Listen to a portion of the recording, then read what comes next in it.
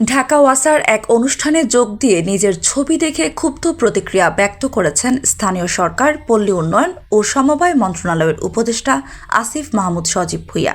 বুধবার ওয়াসার বুড়িগঙ্গা হলে মাতৃভূমি অথবা মৃত্যু, জেগে উঠি একসাথে বৈষম্যহীন বাংলাদেশে স্লোগানে অনুষ্ঠানটির আয়োজন করেছিলেন ওয়াসার কর্মকর্তা কর্মচারীরা।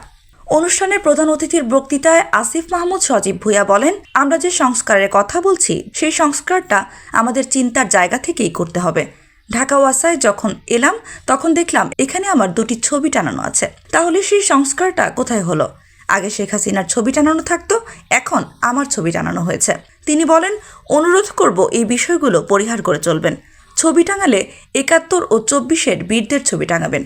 ওয়াসা কর্মীদের উদ্দেশ্যে আসিফ মাহমুদ সজীব ভূঁইয়া বলেন, নগরবাসীর সুপেয় পানির ব্যবস্থা করার দায়িত্ব ঢাকা ওয়াসার। আগের দিনে কি হয়েছে না হয়েছে সে বিষয়ে আর শুনতে চাই না।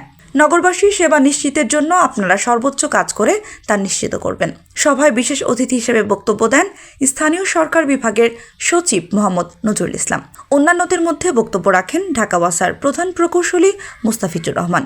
এ সময় ঢাকা ওয়াসার বিভিন্ন বিভাগের কর্মকর্তা কর্মচারীরা উপস্থিত ছিলেন।